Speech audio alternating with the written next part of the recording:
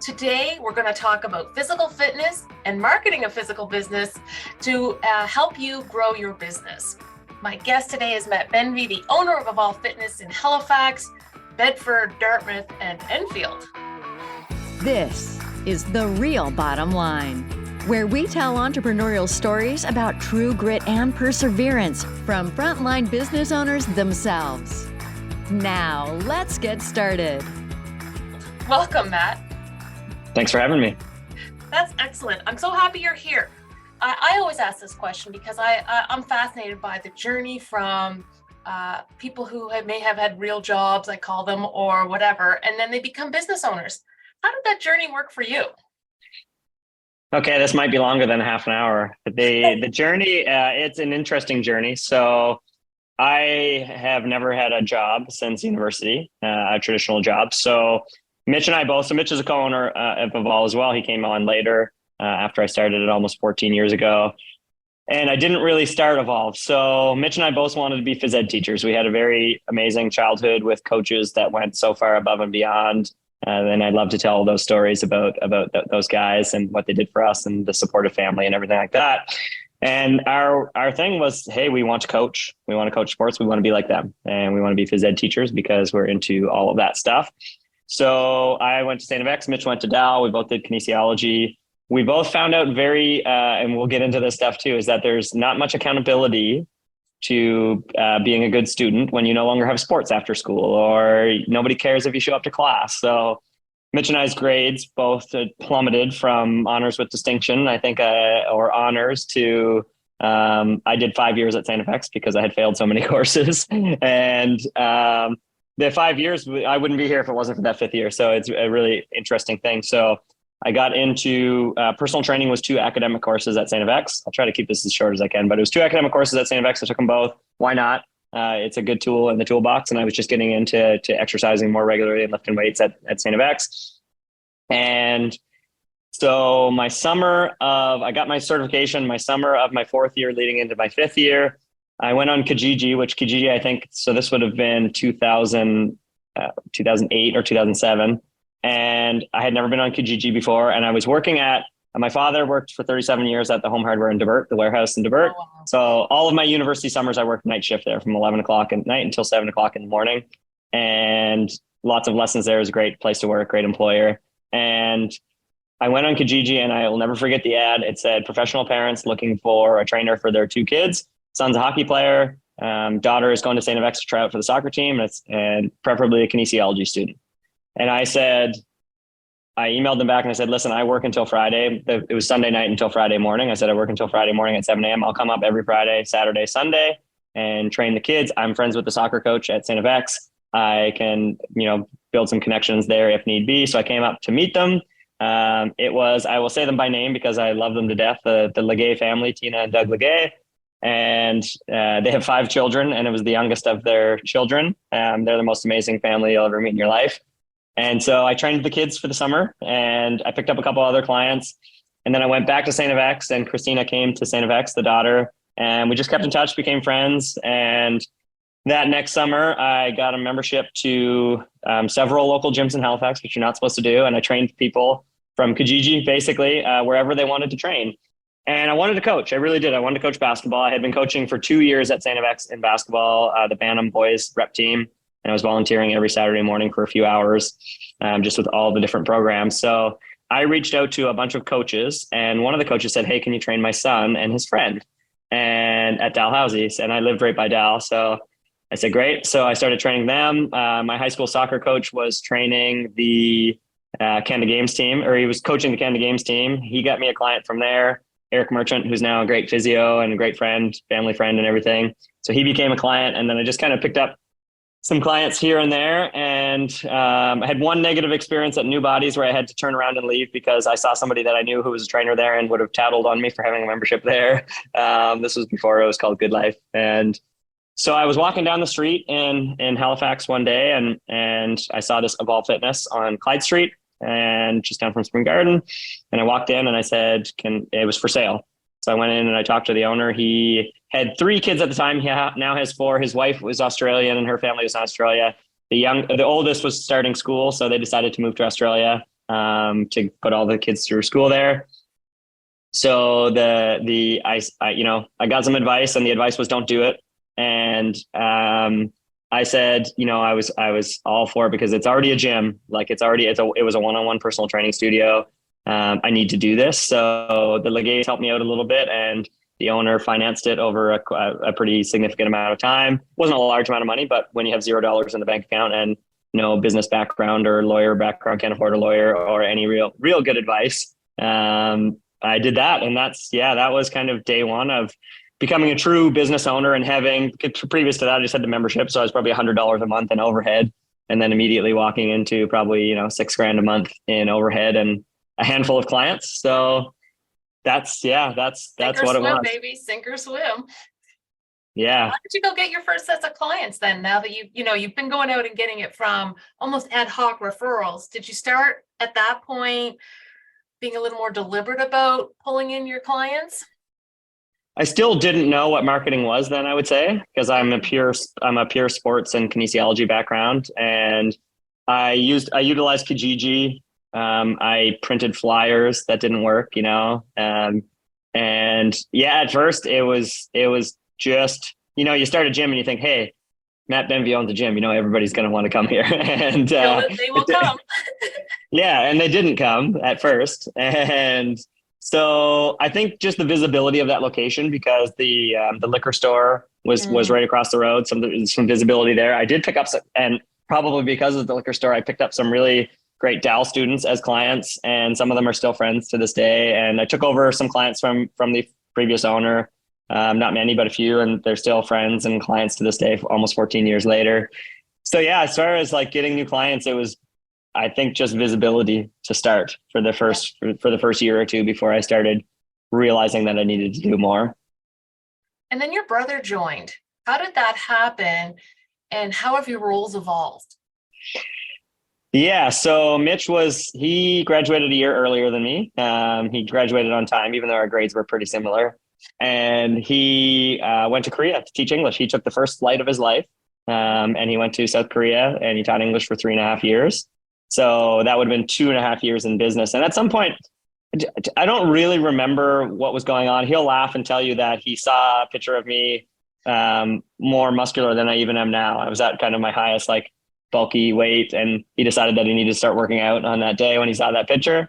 And there was just a point where it was time for him to come home, and it was, the options are a bit limited as a kinesiology grad who's didn't do well in university. And so it was probably go work at Home Hardware or come work with me. And obviously I wanted him to come work with me. There was not a whole lot of thought put into it. We had a little bit of a downstairs space where I added some commitment. I love my parents. Dad lent me $5,000 twice. And my parents are not wealthy. That was a stretch. And I bought some equipment for Mitch to be able to train people as well. So he moved home, and we were both just one-on-one personal trainers. It was just the two of us at the time.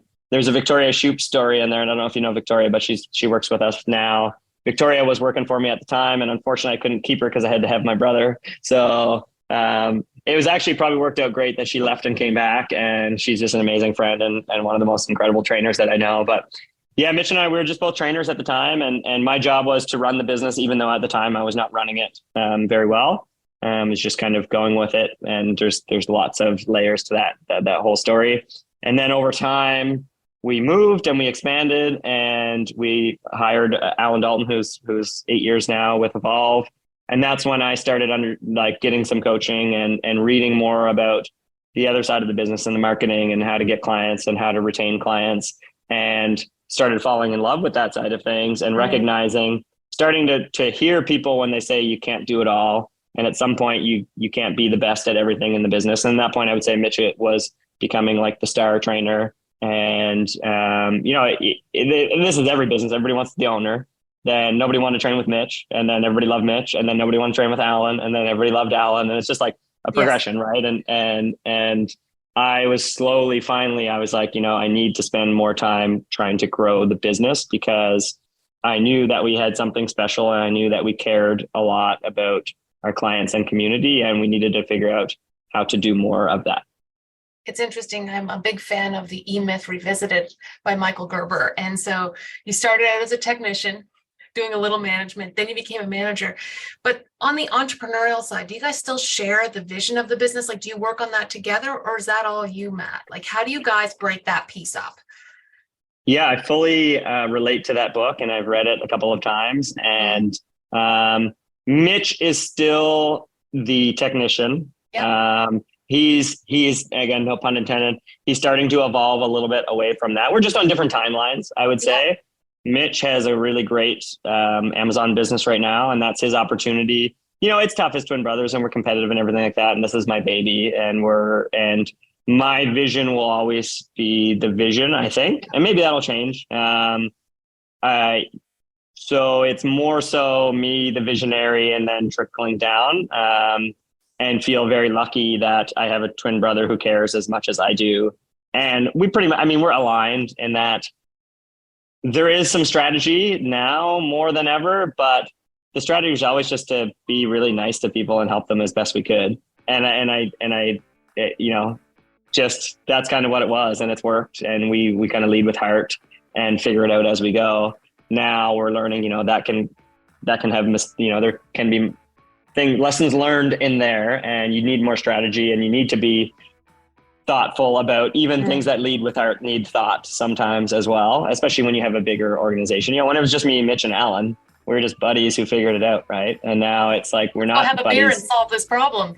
Yeah, like let's go to Nashville and figure it out. Like, but yeah, so I would say that as far as the Evolve business goes, it'll probably always be me as the visionary, and we use Traction. Like we implemented Traction. Yeah, so we implemented Traction during COVID, and that was a game changer for us. So Mitch and I are kind of the kind of co-lead of that, and then we have our management team with Alan and Jen and Christine that we go through that. And that's probably due to change soon with the different locations, but we're pretty happy with where we're at now on that. Are you looking to boost your business value beyond just increasing profit? Introducing the Business Value Amplifier, a revolutionary 10-week program designed to help you uncover proven methods to enhance your company's worth. Discover how to transition from feeling unsure about maximizing your business value to becoming a savvy operator who deliberately and methodically pulls the levers of value building. With the Business Value Amplifier, you can expect to take control of your business's growth and be intentional about enhancing its value. Whether you're planning to sell or simply want a more vibrant, predictable, and lucrative operation, this program is for you. Don't miss out on this opportunity to amplify your business's value in just 10 weeks. Go to blackstarwealth.com/amplify and apply for the Business Value Amplifier today. That's blackstarwealth.com/amplify. Your business will thank you. That is very interesting. So it's like a true evolution from, you know, hanging out, making decisions, to now you have a system and a process that you're using to be more directive and more intentional about your growth, which is kind of cool.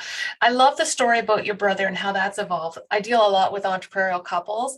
So normally these are like spouses of some sort, but at some level, you know, Matt and Mitch are kind of falling into that in terms of being able to have a shared vision, how they'd communicate, how they'd build up the roles, all those pieces. Yeah. We're big on also, how do you stay in your unique ability or your zone of genius, so that, because that's where you're going to have more fun and actually be able to produce more results for people. Or for the business. And zone of genius, is that the big leap? Is that I think so, yeah. Gay Hendricks. Yeah. So us too. And I would say we don't really know Mitch's true zone of genius. It's within because he's such a great trainer and a great people person. And then, we're still figuring that out. And my zone of genius is definitely, you know, marketing and things like that. I would say there's still more things that I need to delegate, but I'm closer to my zone of genius than ever before. There's no doubt about that. And I love my day-to-day role. I love that it's an evolution. No pun, right? We're using the puns all over the place.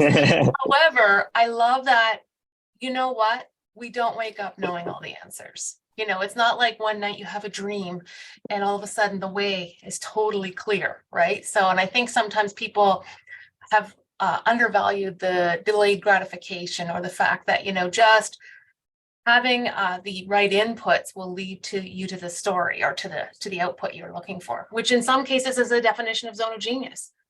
Yeah, right? absolutely. That's awesome. Okay, so what would be your biggest lesson you think you've learned along the way, that you're like, if I could have gone back in time and done this differently, it would have made a very big difference? What do you think that might be? Oh, geez. There are a lot of lessons. I would say, I mean, trusting your gut is a good just thing in general. I think in all areas of life. I'm sorry if you can hear the sirens that are going on behind me right now. I have my door open because it's a beautiful day. Lessons.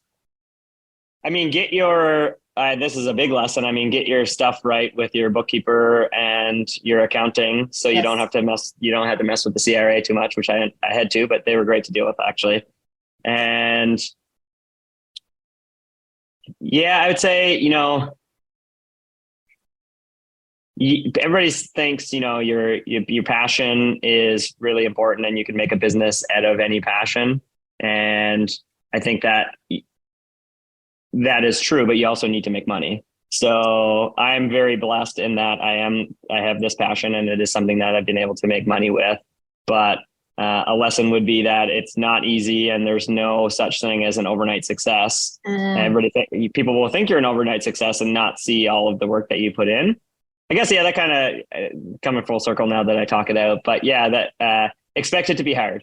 I expect it to be really, really hard. Expect to not feel normal and not to live a normal life. Expect people who you think are your friends to not be your friends anymore. And that's okay. And be okay with that. Why is that, Matt? Because I would say that some things I'll say may sound harsh, but I mean them as best as I can. Is like, if you're growing personally and professionally and somebody else is not, then they could drag you down, and you have to avoid that at all costs. So I'm a very growth oriented person. I have a partner who's very growth oriented as well. And, her and we talk about the future and our goals for the future, because if we are the same in 10 years as we are now, then that's probably not a good thing, in my opinion. I don't want to be the same in 10 years as I am now, and I'm not the same as I was 10 years ago. So I'd say expect it to be hard. Expect to have people question your work-life balance. And I don't believe in work-life balance. So, and I can explain that later if you need me to, but I want you to go right there now. Work-life balance. Yeah. I mean, I believe in work-life. It is 100% a myth. It's a work-life blending, I think I would call it. And I've borrowed that from somebody else, but I'm a big Alex Hormozi fan, and I wasn't. I don't know if you know Alex Hormozi, but his podcast is brilliant. And he got a bad rap in the fitness industry because he seemed like kind of a jerk. And now he's built an amazing business. He sold out of his gym business for like $40 million. And now he owns something called acquisition.com, where they basically leverage their skills into acquiring businesses that are doing between 3 and 10 million and help them scale. And he's just sharing everything on his podcast now. And I listen to his podcast almost every day. And I feel the same as him. Is I love work. Like, I love, if work brings me more joy than going and doing what society tells me I should do for fun, then that's what I should do. Like, and I do have fun. I travel and I have beers sometimes, and I go to patios and I do normal things.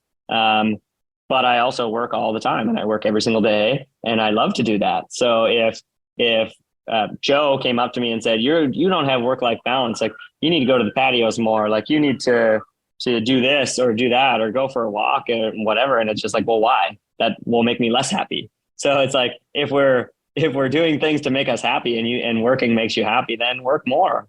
And yeah, I mean, that's just a big lesson I think that everybody needs to hear. Because I find 2023 very weird, because everybody wants to tell everybody else what they should do and how they should feel and this and that. And I think that society has just gone a little bit soft, but working is great. And, it's, some people if you don't want to work, if you want to work 20 hours a week, great, figure that out, figure out how to support your life with that. And you want to spend the rest of your time, like, to each their own. But to me, work makes me happy. So that's what I'm going to do. what you're bringing up for me is two questions now. The first one I want to go is, what does self-care look like for Matt Benvie?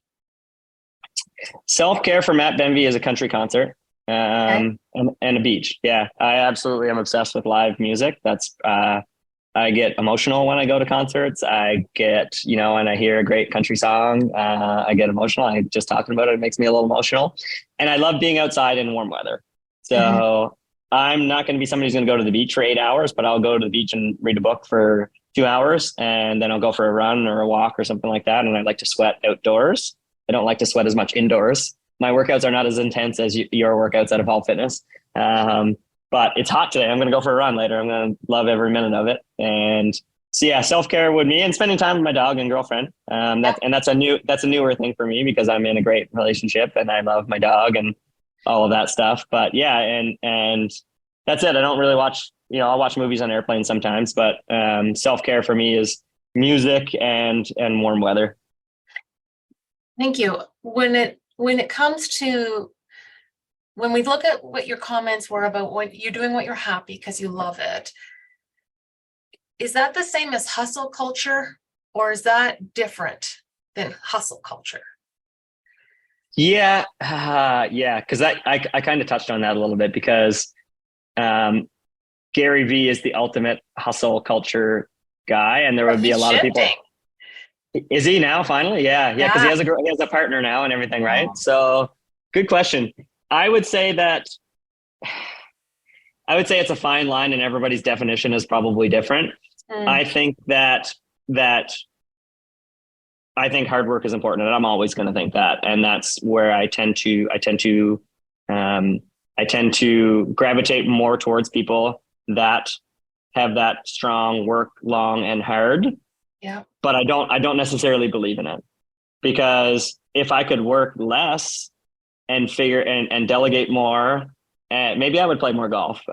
Maybe you don't need to hustle. And this is where Gary Vee, I think, is going too. It's like, if you can figure out how to not hustle and that makes you happy, then great. And if you can make the money that supports the lifestyle that makes you happy, and that's a tough one too, because everybody requires a different amount of money to be happy.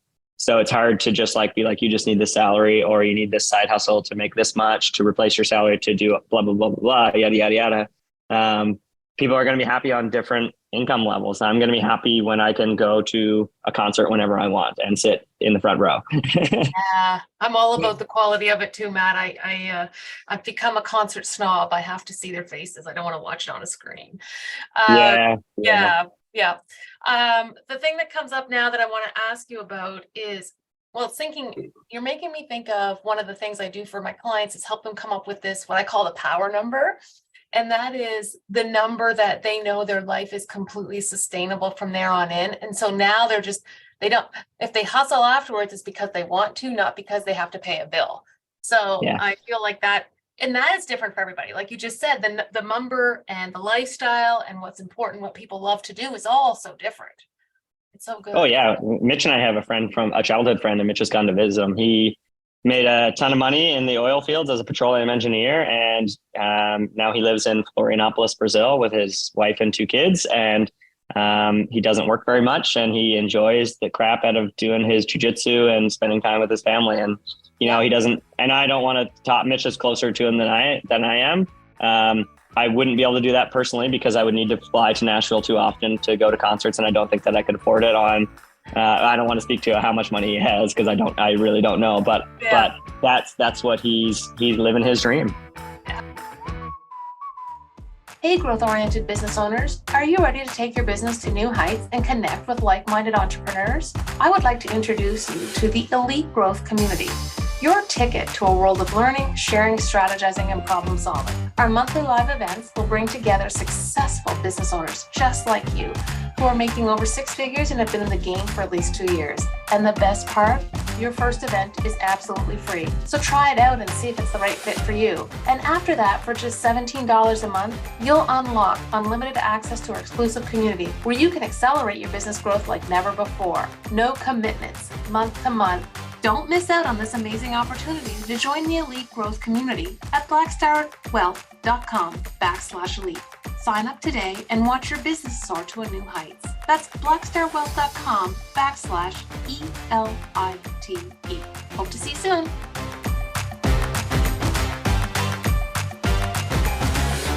So I'd like to circle back about your love of marketing. And as a member of your gym, full disclosure, I have really participated in a bunch of the challenges that you guys have done.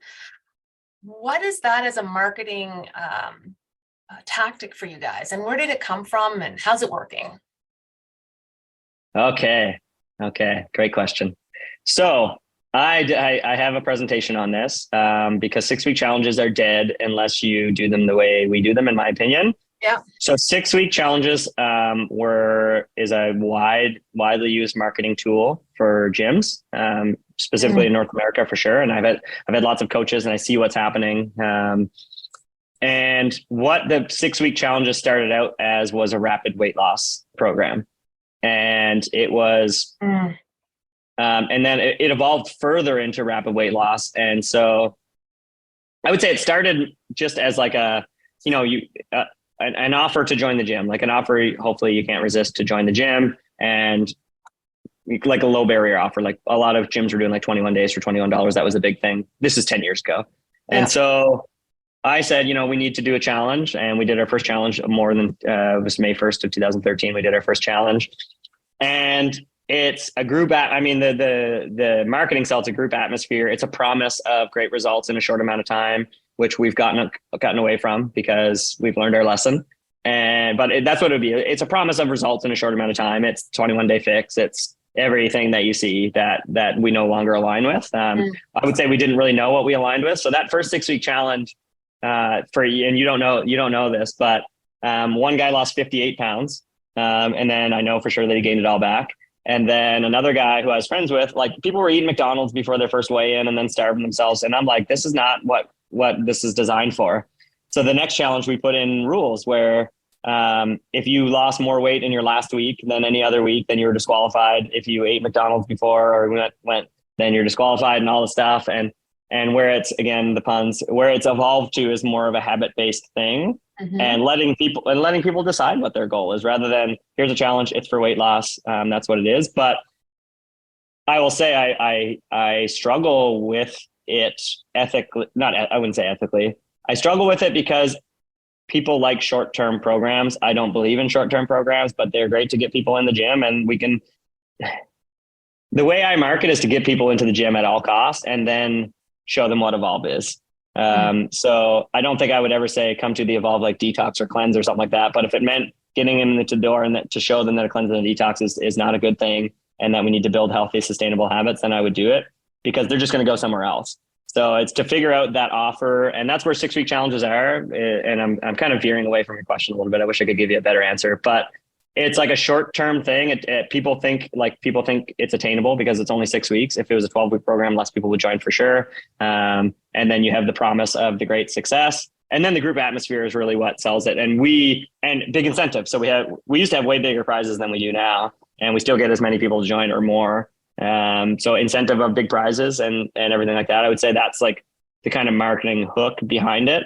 And then 6-week challenges then evolve to lose 10% of your body weight in 6 weeks or 20 pounds and get your money back. And I'm just like, no, I'm not doing that. We've done a version of it, like way scaled down and anybody could participate even if they didn't have a weight loss goal. And then we're just completely into what has gone well with our challenges is the group atmosphere is just undeniably awesome. And that's why we keep doing them, because people get amazing results because it seems like, hey, I can do anything for 6 weeks. And I like that. And then I like the fact that I have 6 weeks to show them how great Evolve Fitness is, and that should probably stay here forever. So that's where we're at. And that's why our challenges are still successful, I would say, is that we've never bait and switched anybody. We've always given refunds to anybody that said, hey, Matt, this program isn't for me. We've always just done our best to provide resources and to give people quality information. And we take feedback, and the feedback we get, we apply it to the next challenge. Feedback is always usually pretty similar. Some things are not possible, obviously, We can't give everybody like 5 personal training sessions who joins for the cost or whatever, but yeah, it's we're still doing it because it's still effective to get people into the door and to get people the results that we hope to get them. So as far as a tactic for your growth, when you look back and you say, okay, that was how much of your growth as an organization, as a gym, comes from the fact you did those challenges to attract new people? It's got to be at least 50%. Mm. Because we've been doing 3 to 4 a year for 10 years, there's 40, and I don't think we've ever had any that have had less than 80, and they probably average about 150 people. And that includes current clients as well. And it's not only the impact of those people in the challenge themselves, but the referrals that come through their results and through their experience with the gym. So it's got to be 50% at least. That's interesting. Do you think there's places that challenges don't work? Like types of businesses that, that wouldn't work at all there? Yeah. I mean, I think that, and I just did a presentation on this for a group. I think 6-week challenges in a way have a place anywhere, but you have to break it down for what the objective for what the outcome is. So, if we have our Evolve Fitness Forever program and they don't give a crap about weight loss, but they care about their fall risk, then what we're going to have to do is have a challenge that improves fall risk. And we will assess them at the start and the end and give them habits that they can do throughout that. Now, if you want to do a 6-week business challenge, you would have to say, okay, what's my objective? Is it make $10,000 extra in the next 6 weeks? That's the objective. Okay. This is what the challenge is going to be. You're going to, do Facebook ads, or what, you're going to post on Instagram every single day with a call to action or whatever it is. So I do think a challenge can apply really to any business if you have a clearly defined objective that you can help people reach in that defined amount of time. That's good. Well, thank you for sharing that. I've always been fascinated by that business, like that marketing model. I haven't figured out it for myself, but I think of it for others that it's a good one. So thank you for sharing your learnings from that. I'd like to transition before we're all done to talk a bit about entrepreneurs, physical health, and how that might be affecting their business results. Do you have any stories about entrepreneurs who've come to the gym, started working out, and all of a sudden their business is doing better as well? Oh, well, I have my own story. Jeez. I mean, I hear every day from people, and I wouldn't say necessarily entrepreneurs, but I would say people who have jobs, and people have various levels of jobs, from executives to employees to everything, that the sleep and the energy levels would probably be the 2 key things that come from that. And confidence, actually, I would say, in the challenges, because we challenge people to get out of their comfort zone. I had 2 people tell me, one person emailed me this morning to tell me she got out of her comfort zone, applied for a new job, and got it. So that's like a victory in itself, and I love to hear things like that. So I would say when we're getting kind of comments from people, it's the confidence that comes from being a regular exerciser. There is the focus that we put on helping people improve their sleep and their sleep habits, and then their energy levels to be able to do things for longer. I mean, I would say would be the thing. So I don't have any specific examples. Myself is that I cleaned up my sleep, and that was a major impact. And I just wrote about it. I just had my 5 year in April was 5 years since I've been on CNN, because every night I would go to bed with my phone and I would scroll CNN, and then I would scroll Facebook, and then I'd go back hoping for a new article, anything to avoid, going to bed. Yeah. And the screen time before bed, and then that extra 30 to 45 minutes per night. And I just made the decision that feeling good was better than not feeling good, and not needing to nap during the day was important. So I went from staying up every night from 9:30 to 11, and getting up at anywhere from 4 to 6 in the morning, going to work, having a nap mid-morning every single day, to getting up most times at 4 a.m. and being my most productive between 4 and 7. And that's my writing time. And then I do deep work from 7 to 10. And it's not perfect, especially when you just got a dog, but it's, if I get up at 4 a.m., I have a great day. And it's just the way it is for me. And I am 37. I'm in probably some of the best shape I've ever been. I'm not as athletic as I was because I don't play sports anymore, but I sleep well. I have energy. I went to Signature Health and all my blood work was great. And my testosterone was still high and all of those things. And I attribute that to regularly strength training and always prioritizing strength training. Number one, getting outside and the sleep. So if I'm an entrepreneur and I've been resisting the call, I'm too busy, I'm too whatever, what is the one tip you would give someone to like bridge through that gap to get started? Oh, I mean, hire a professional and get professional help. Yeah. Just go on Google and Google productivity after a workout, and you'll see all of the studies that show that if you work out in the middle of the day, your productivity in the afternoon is skyrocketed. Because there's a great quote from Alex Hormozi. He said, "You can have a nap or you can go work out. Both will give you more energy, and only one is going to make you jacked." So, yeah, I think that always getting professional help. Like if you are an entrepreneur, you obviously believe in getting help and giving help to others, probably if you have a product or a service. So why not for something that you don't have, you might not have knowledge about. So get professional help and figure out, do a time audit of your week and figure out where you can fit in 30 to 60 minutes of exercise 3 or 4 times a week. I would say you need to do less than you think you do. And that's a big one. Like you can have success 3 workouts a week, 20 minutes, if they're done right. So don't think that it's like this big thing that's going to overwhelm all of your time and all of your energy, and understand that it will 99.9% chance that it'll guaranteed make you better at what you do and feel better every day. I recently read a book that I love this comment about your future self. And you talked about that a little bit about where you'd be in 10 years. And typically we all think it might be just us differently, but it's actually, you'll be a completely different person.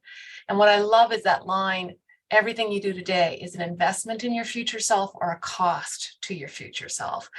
And so I think the real bottom line here today, Matt, is that by getting in physical activity, you are investing not only in your today's self, but your future self. Thanks so much for coming, Matt. You're welcome. Can I add one thing to that? Yes, please. Yes. So very much like what you're saying is that if I gave you a contract today, and I wrote an email about this coming up, I don't think it's out yet, that said all you had to do was eat healthy and exercise 3 times a week and drink water and sleep 7 hours of sleep per night. If we wrote a contract and I could guarantee that at 80 years old, you would be living your best life and traveling and still able to do all of the things that you love without any physical limitations, would you sign that contract? Yeah. And it's a choice. So we do all have the choice. And if it's not a priority, the other side of that contract, if you don't sign the contract, you could be frail at 60. You could break your hip and live the last 5 of your years of your life, depending on other people. Right.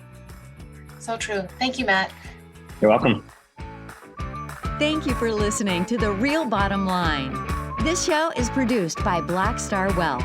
Executive producer, Wendy Brookhouse. To learn more about the show or to contact us, go to blackstarwealth.com.